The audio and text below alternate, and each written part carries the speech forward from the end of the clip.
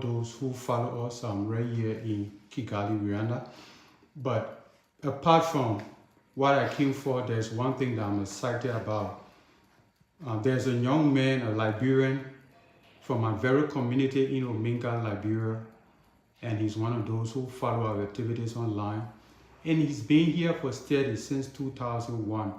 So I wouldn't want to call his name, but I would like for him to introduce himself. Since I came, we all been chatting. He followed me and we chat, we talk. He said, Pastor, I got to see you before you go. So today I made some time for him because he made time for me as well. You know, when people take interest in you and create time for you, it means the place that demand on you. I don't take that for a joke. So I just like to give him the platform, the opportunity to share with you his experiences and everything.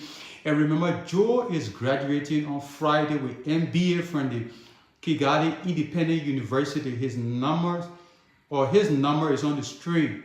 So you can reach out to him, you can call him, you can, whatever you can, especially folks back home. The things you want tomorrow, don't speak against it today. You want somebody to be a blessing to you tomorrow, send Joe that $50, that $100, any number can win. God bless you. So you're welcome. So, well, I'm Joe Papie Lebbie, a graduate from the Kigali Independent University, Master in Business Administration. My scope of studies within Kigali have been challenging but rewarding, and now I can proudly and safely say that I will be working out of the world of the Kigali Independent University. Wow. With a master's degree in business administration and with a distinction, second class upper division. Wow. Congratulations, Joe. Having said that,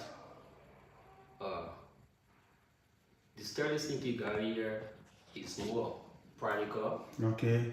And then whatever department or field of study you find yourself in, you have to put in your time, you have to put in your best, because here the system we have back home where when you go for class and then where if there's a meeting or final, when they are done writing your exam, you have to meet the instructor in order to navigate with you. Is not applicable in Rwanda. You and lecturer do not have that close proximity. Wow. You and lecturer do not have that friendly environment. The only time you see lecturer is there's a session, class session, right? So, having said that, within my field of study, there was a lot of challenges I encountered, and more, even the cost of living in Rwanda have been so tedious, wherein you notice more Liberians are trooping into Rwanda because of the learning environment. It's very conducive, and then it's more practical. Like for instance, if you are a manager, there are questions, there are things that will be said in the classroom that you will see, and that you will even get to understand how it works within the marketplace. So it's like we say applied science. Yes. And that's what Africa really needs, right? Sure. Okay, yeah. Sure. Everything is applicable to every other sector that you will find yourself in. Good. And then when it comes to our living condition here, most Liberians here, they normally conglomerate in order to minimize costs, because we notice that our parents back home, they are not financially put in order to champion all of our school related bills and social related bills as well. So we will like find a 3-bedroom home wherein you see 2, 3, 4 Liberians residing in that place, and then probably 2 persons in 1 bedroom in order to minimize costs in championing the bills, the Wi-Fi bill and other stuff. So when it comes to the rural lawyer, alright, my friend, this place, Rwanda is a country that implements every other thing that is on the book.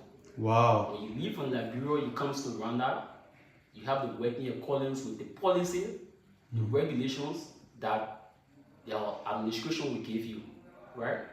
So, let's take for instance, when it comes to the issue of travel regulation, it doesn't get on a bag here where you do not wear a helmet. Right? Every other bag you get on is one individual on a bag. I've seen that. The bag will take you from one destination to another destination, right? And there is no, you are not going to violate the travel regulations, right? Because if it does that, there are traffic camera placed at every other street to regulate the traffic, and moreover, there are even police, traffic police at every other intersection. You are going to see them. So even when it comes to the issue of car, there are 1 or 2 persons entitled to a car. A taxi. A taxi. I've experienced that. In fact, the taxi. Since I came, this is a fun fact. Since I came, the number of times I've run car in the country, it hasn't passed 3. From 2021. Since 2001 till present, I haven't run car more than 3 times. Why? It's because it is very costly. Oh yeah, because once you get there, no other person is getting the car. So you have to charter the car from your destination. I noticed that. To the marketplace, they take you there, and then probably the fare might be 10K. That 10K is equivalent to 10,000. Yeah. Yeah. Yesterday I paid that from Central Town here, 10,000. Yes. And then we still get 4, 5, 6 getting taxi in our country back home, man. See, so this is things that, like I always tell my colleague, whatsoever thing we came to Rwanda, we learn. These are things that should be applicable to every other sector or public and private space that we are going to find ourselves in when we get back home. Because that's why you've been taught. Always learn to be a change agent. That's important. Right? Yeah. Because we cannot come here, we pursue quality education, we abide by rules, policy, and order within this country, and then we get back home, we become lawless. Yeah, meaning every other education you pursue in Kigali, Rwanda, they have become a waste. So we should always learn to strive for unimpeachable character. We should always be the best version of ourselves, and going back home, we should be that change maker, because our country now is at the lowest point. Seriously. The lowest point when it comes to infrastructure development, when it comes to practicing international best practice. There are so many things that is not applicable, that is not functioning properly. Even education. The education system has been a mess from time in the world. So let me ask you this question. How many Liberian students are here? And why you think they are trooping here? Because back home, maybe like you're doing masters. In a university, a master program per semester may be like $1,500. Now, given, if you calculate that you come here in a strange country, you got to pay fees, and then you got to live, you got to eat. So if you calculate all that cost, you think it's advantageous coming here as compared to staying home? And yes, I would say yes, because the learning environment is so conducive. Like I said, schools in Rwanda are very cheap. It is the reason for which you see more Liberians. And the standard is not reduced. The standard is not reduced. Wow. This is the reason you see more Liberians are trooping into Rwanda on a daily basis. What's the estimate here? The total number of Liberians residing in Rwanda currently are approximately 1,800 students. Wow. Per our survey we did when we were conducting the Liberia students elections, which were held a few months back. Okay. Wow, that's a huge number. That's a very huge number. And Liberians coming to Rwanda is because Rwanda have done exceptionally well over the past time. There are more African nations now subscribing to Rwanda as a role model. Yes, because Rwanda is one of the progressive nations in Africa. According to the Global Peace Index, the cleanest city and the most peaceful city in Africa is Rwanda. I've experienced that, Joe. Wow. The peaceful country in Africa is Mauritius, according to the Global Peace Index. Right? So, when it comes to the issue of school fees, when I graduated with my first degree from the United Methodist University, I wanted to go to graduate school, Cottington Graduate School, right? So I tried to pursue the process. Imagine the entrance fee was $300, and then the entrance fee was 300, and then in Liberia we pay per credit hour, right? Yeah. And then the credit hour is $150 per credit hour. So if you had imagine if I wanted to carry 9 credit hours, it was going to, if you calculate 150 times 9, you will be discussing approximately $1,000 some dollars. And the registration fee, the 300, it was like around 1,500. I'm not exact within my calculation. Yeah, right? I get it. Yeah, yes. Summary. Yes. So just per semester, and that semester runs for 3 months. When I did all of the calculations, and then there was a friend by the name of Darren Davis that was very instrumental in the process in convincing my mother and I to come over to Kigali in order to continue my postgraduate studies. And then I asked him how the fees are paid. He told me that per course, you are paying $160 US. Per course, not credit In hour. my institution, it's not credit hour. Course, you are paying $160. Level call it fly rate. In Rwanda, they call it module. Yeah. Yes. Yeah, module, yeah. Module because it is the French system they are practicing. Yeah. Yeah. Not the French, but the British, right? British, yeah. Module 1, yeah, module, yes. So, the module, you are going to pay $160 United States dollars. The module, right? Yeah. And then, when I did the math, I got to discover that because I needed to do 10 modules, my dissertation make it 11 in order to graduate. So the total of that fees summary came out to 1,600 United States dollars. In Rwanda, France, it is 1,600,000. So even if you spend up to 3,000, say we calculate all the other things, and the quality is still worth it. Sure. Wow. And as per the undergraduate, it depends the field of study or the department you find yourself in. Like recently, my institution they increased the computer science fees. Okay. Right, because they're trying to introduce another advanced technology and stuff advanced technology. So most often the students within the undergraduate they are paying $250 per semester. Okay. In university. $250 per semester. So they assume they are paying $250 and then their trimester that is run within Kigali, like for my institution, right? So if you calculate 250 times 3, it will be around 750. 750. No, but most of the, if you look at the brochure of the payment, it is always 695,000 Rwanda francs, 680,000 Rwanda francs. So a little below. Yes, okay.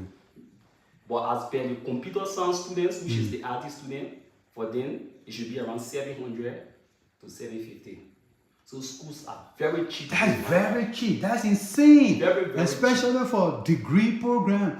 And we really need to be serious. Like I say, seeing you just touch me on all the stuff we give. So another point I want to emphasize on, it has to come with the issues of the basic necessity that government need to provide for their citizens. Where it has to do with good artillery, road connectivities, electricity, pipe-borne water. These things are very accessible to Rwandans in Rwanda. They are necessity. They are very cheap. Imagine, Pastor, where I live, because in Kigali, 1,000 Rwanda francs is equivalent to like 150 Liberian dollars, right? Yeah. So can you imagine at times when we do not have money, we can buy 1,000 current, where we are not putting our 150 Liberty current. Yes. It's not even imaginable back home. $150 Liberian dollars current. And when we put that current in our meter, it's going to save for pretty close to 7 to 8 days. If only we are not using our fridge, we're not putting the microwave on, we're only using the Wi-Fi, the bulb, and to charge our phone. Man, Joe, I know the got challenges here, but you maybe even want to come here and do ministry here for a while. Because get what you're saying is that it encourages you to even want to live, right? To you want to stay. I know there are challenges, but given what you're saying, 150? 150 at times we recharge our meter 1K. It will save for pretty close to 7 to 8 days. Because we are not putting the fridge in, we are not using the microwave. When for you here, 150 Liberty can give you current for 7 to 8 days. At times you can even recharge to 500 current. That 500 is equivalent to $75 Liberian dollars. You can save it for 2 to 3 days in your home. So I mean, anybody can survive. You don't have to be a government minister or this one. You live at your level. And then the issue of water, right? Water is one of the cheapest commodity in Rwanda. You use the water, there are pipe-borne water everywhere. They are running water in your house. Right? You need to go to the well, to the pump to go get water from there. Every home that you are going to stay in, there is a water connecting to that home. You use the water. What they normally do here is that you are going to use the water for the month.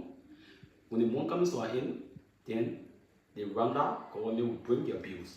So at times you notice, like for us, we normally use water. So at times our bill will not exceed $15 US. Wow, whole month. Your bill. It depends. The way I get the picture as student now for you as student. But for us, since I came to Rwanda, The last time our people ever crossed $20 US when I think there was an issue with the line. Okay. Yeah, wherein the pump got burst, so the water, pull up, and then the meter reeling until it was. And that was debited to your. Yes. It's understandable. So you've been here like 2021, almost 3 years. Tell me, because I get been here for a couple of days, and what I saw just broke me down. Because the beauty I see here is not like shocking to me. I've seen it in other places outside of Africa. It's understandable because we always think that outside Africa is where, but to come in a country that fought war like us, massacre people, and they recover like this, far ahead of us. Can you guys share with us, the audience back when you be here, you like a really running now? What are some of their secrets that got them going like this? Because we are the same African people, the same corruption, the same. So when I came over to Rwanda 2021, I had a conversation with a professional colleague, and then what he told me was, after the Genocide Memorial, 1994, Rwanda used the retroristic justice system in order to unite Rwandans. There was a Palawa Hall meeting, conference here, propagating this message that Rwandan, they are one people, they should forget about the dark days, they should forget about the past, and they should unite under one umbrella, right? So this message went across. And then there were jinkos, they were promoted in order to unite Rwandans. And since then, and they were genuine about it. The thing about change, it has to be done holistically. One person cannot make a change. Once it disabuse the minds of an individual, they are definitely going to subscribe to whatsoever change that you are going to implement. But if the man hadn't been disabused, they will always be resistant to change. So what President Paul Kagame did was very necessary. By hosting Palawa meeting with genocide. Reconciliation, yes, in order to reconcile the people. And from the time I've been into Rwanda, I haven't heard any colleague of mine tell me that they are Hutus or Tutsis. Rwandan, if you ask them which tribal group you hear from, they will always tell you, I am Rwandan. There is no Hutus. There is no Tutsis in Rwanda. They are Rwandans. No tribal. There is no tribal diverse. There is no tribal group in Rwanda. Let me just say that devices politics that within Liberia currently where I hear from the other side, I hear from the other southeastern, western beyond. No. Rwandans are Rwandans. There is no Hutus, there is no Tutsis. They are one people. And even the issue about politics, it is prohibited in Rwanda. You see that? Rwanda, I don't know, probably the Manai, I don't know whether you heard my voice, but there is no public space you can sit in to discuss politics. There is no public space in Rwanda you can sit in to discuss politics. It is prohibited, right? And information dissemination within the country, it is done through proper channel, right?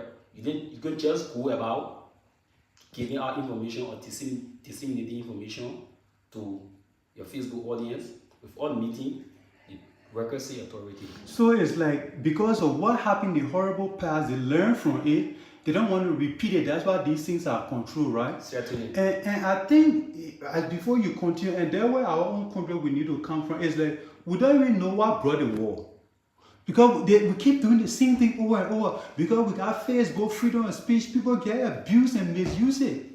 But I think so yeah, that's there you say where they touched me with that information. So they don't discuss because and that's one of the things. There are certain sensitive information you don't disclose to the public in Rwanda. Even there was an issue with a colleague of mine where he went to certain deplorable environment in Rwanda. He posted a photo from there. There was an authority within Rwanda called him. They reached out to him. They told him to take the post down. That post. Because the country trying to promote their image. Yeah. Right? So you can't go about. Hey, you can't help us, don't hurt us. Yes. Wow. So their information, there's a control panel when it comes to their information dissemination system. Yeah. Right? And all of their government activities are run through Twitter. You don't find random government officials posting on Facebook. In fact, majority of my colleagues, if you ask them on Facebook, they'll tell you, what is Facebook? Majority of them do not subscribe Twitter. to Facebook. Twitter, IG, WhatsApp. Those are responsible places. Very few people that is on Facebook.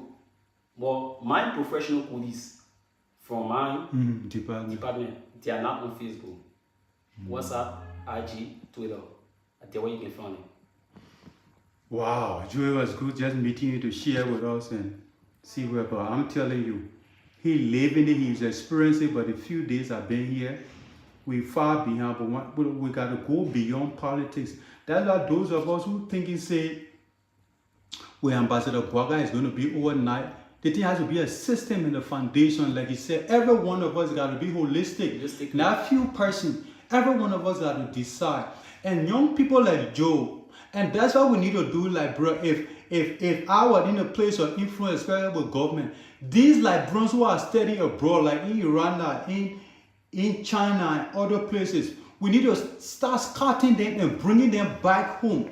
But you know what we're doing, like, bro, like Joe is talking now, people are intimidated. Oh, they think they come and take our job. It's not your job. This thing is about our country.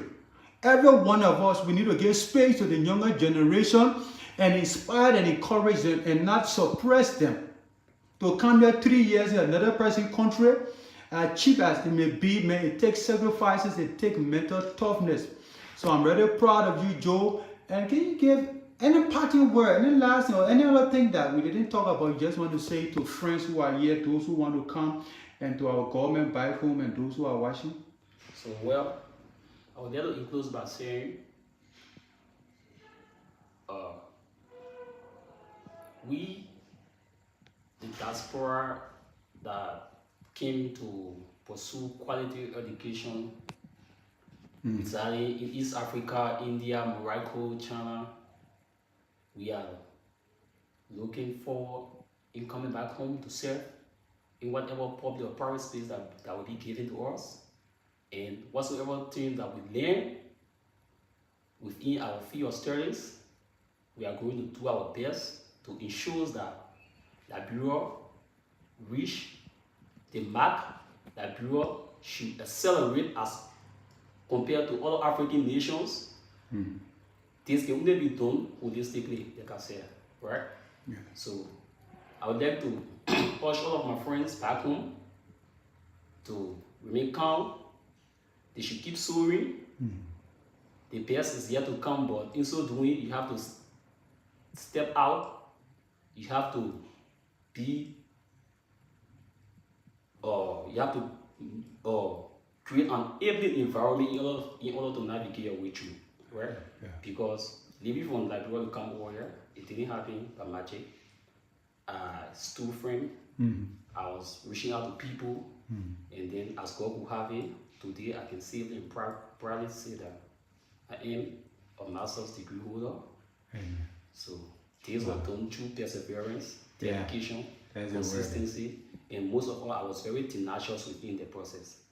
So I'm urging every one of you out there, if I, Joe, Papie Lebbie, can be a master's degree holder, you can do the same. But you have to be very reserved. You have to be very punctual.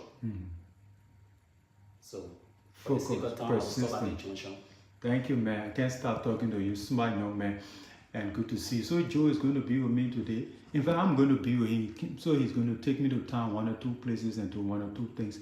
Thank you so much. I know your parents back home. I hope they will watch. And friends, those of you who follow us, share this. Let your parents watch it. Their son, mama, daddy, you can be proud of your son, man. Library, you can be proud of him. There are so many others, some from Liberian church, but they are way down in Nyanza.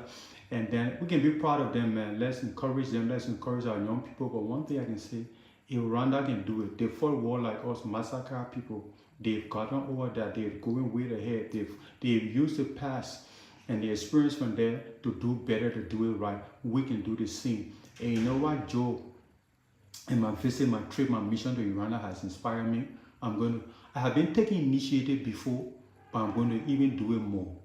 If I can do it for my country, nobody can do it. And that's the collective mindset we all need to have. God bless you. Long live the people of Liberia. Long live the government of Liberia.